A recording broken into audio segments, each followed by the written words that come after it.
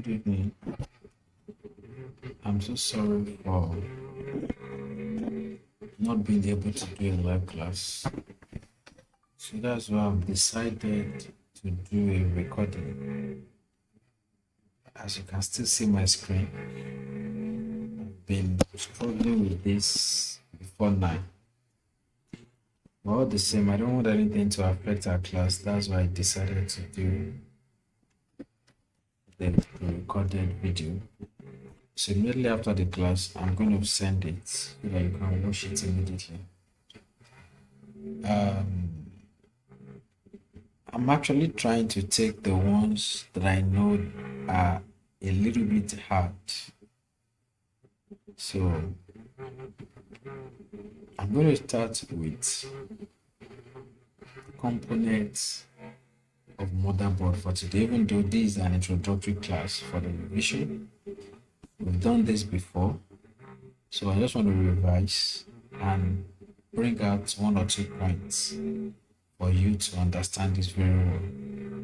Then I will round up the class by giving you some materials that you will need to work on in order to be able to pass the CompTIA A+ exam. Now, when you're talking about component of motherboard, I've told you severally that the first component that you need to consider on the motherboard is the CPU, which is the central processing unit. And there is a diagram that is representing a real diagram for you to really understand the major components on the motherboard. Now, as you can see, my cursor is on the CPU, which is the brain of the computer. Every processes that occur within your system, either your laptop or desktop, is the CPU that coordinates it. So that's why, for example, if you are trying to open a software, the major guy that is actually working is what? Is your CPU. That's why they call it the brain, because it's the one that will receive the signal from the software. You will receive the instruction and do the required thing for the software to work properly. Now, after this, you should see that there's an arrow that is pointing to the north bridge. So you could be asked that what is north bridge? North bridge is what connects your what? Your CPU through your front side box to the what? To the RAM and graphics, let me call it high performing graphics devices. So that's why you could see on my left, you could see your RAM, could see your graphics card, and you could see your what? Internet card. I know that my colleague has explained to you what we call Ethernet. That's when you are talking about RJ45 connector. That is where you connect your internet to.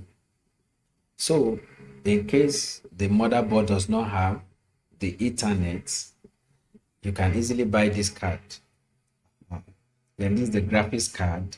Lastly, this is what the RAM. So the north bridge is just like an intermediary between the what? The CPU and the what? And the high performing devices like what? Your RAM, your graphics card, your Ethernet card.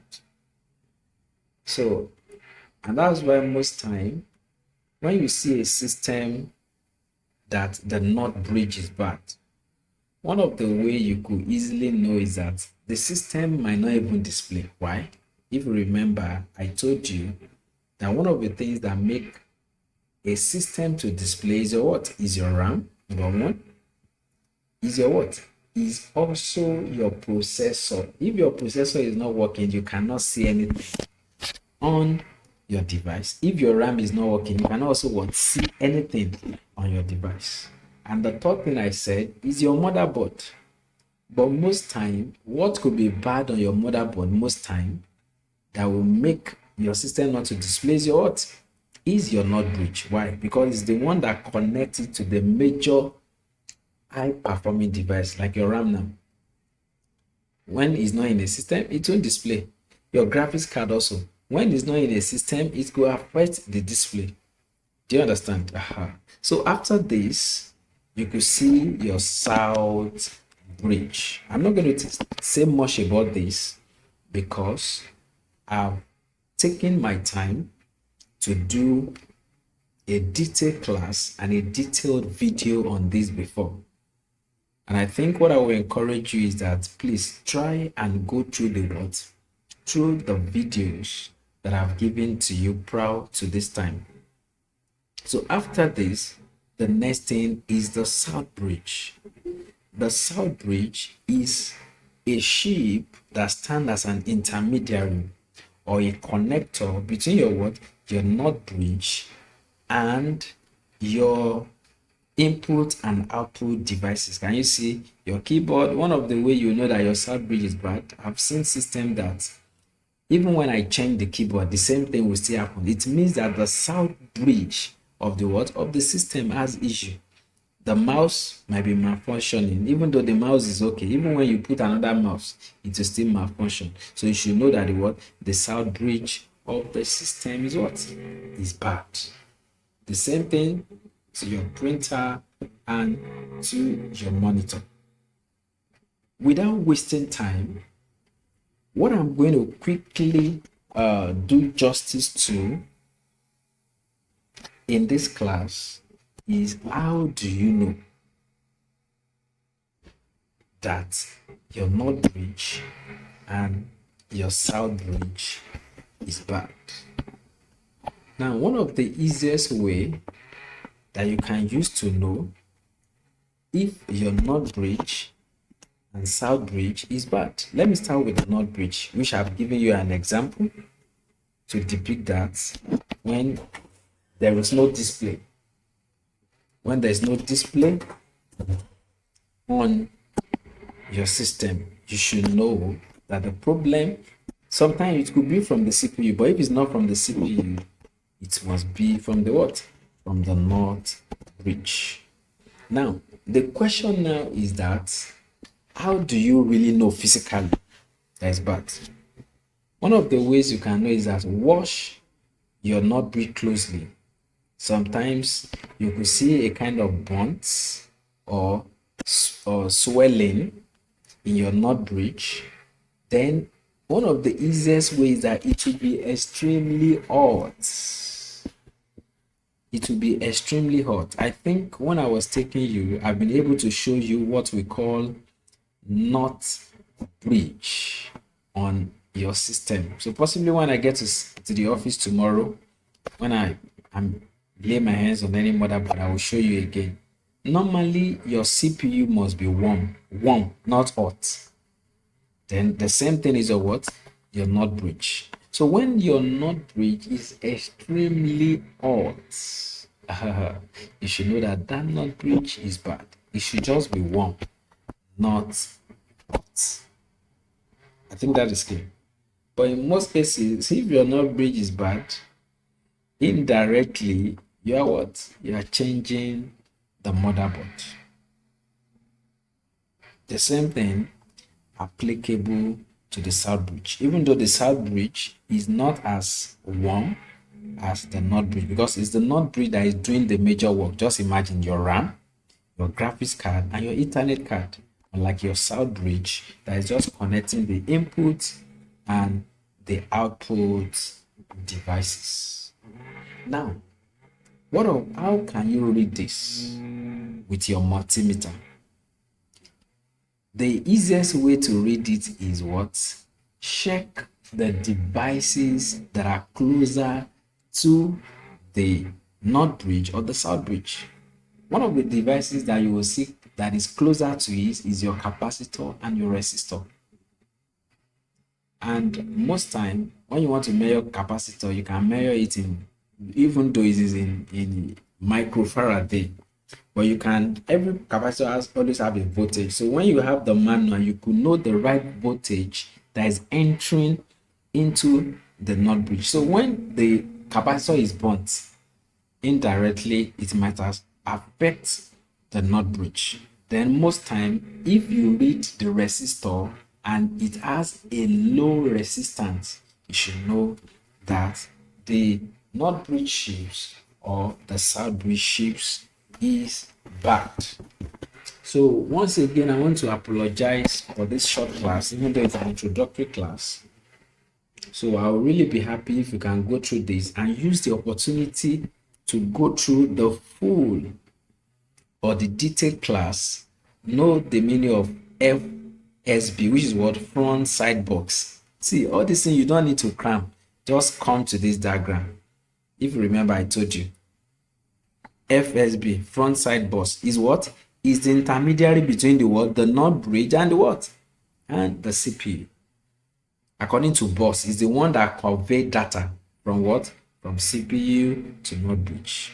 When you talk about backside box, there's no need to cram. Is the what? Is the intermediary or the one that convey data from what? From north bridge to south bridge. All these things are simple things. All you need is that what? Have an understanding about all these things. So this is also to tell you that when you are talking about backside box, another word for backside box is your internet box. You could see that we have memory box is the box between the what? The north bridge and the what? The memory slot. So just understand this diagram. When you understand it, I can bet it with you that you are good to go in the class. Exactly. So now, the next thing that I'm going to quickly go through is the major materials that will help you. You know, sometimes it's not how good you are that makes students to pass, is how smart you are. You understand? What I mean by how smart you are is that have the necessary materials. Fine, we've taken you a lot of things. In fact, sometimes I used to pity you guys. We really passed you through a lot of works on that core one. Just core one. So all you need now is to get the necessary CompTIA tools, which I'm going to quickly list. Please take note of this list so that you can quickly get it on the internet. And if there's anyone that, depending on how we agree, if we can really cooperate, we can also, if there's anyone that is not free, you guys can contribute little money and you get it, and everybody we have it as well, but most of it are free. So number one, go to CompTIA store. CompTIA store. Under CompTIA store, you will see a lot of materials that you can use to prepare for your CompTIA certification. Exactly. Then you can also download this book online, CompTIA A Plus Certification All in One by Mike Meyer. You can also download Practice Tests by James Pengeli.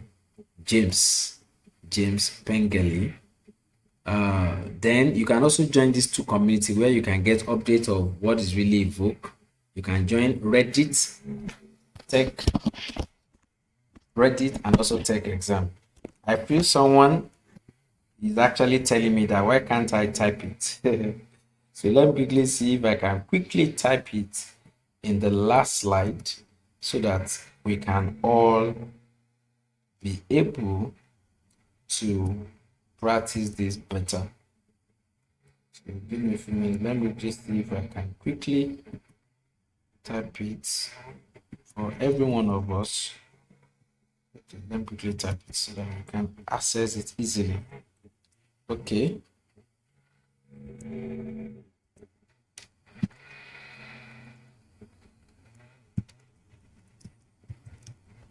This thing is not typing. Okay, let me type it. If this thing is doing, let me type it in Notepad just for us to see it. Okay. The first one is CompTIA A plus certification, all in what? In one, by Mike Nias. You can download it free of charge online. Then practice test by James Pengelly. Then you can also join these two communities. Join Reddit and also Tech what? Tech exam. So thank you. I'm going to come to the end of this class. Please, I beg you, take your time to watch the video. I will work on my network so that we'll have a live class in the next class. Thank you.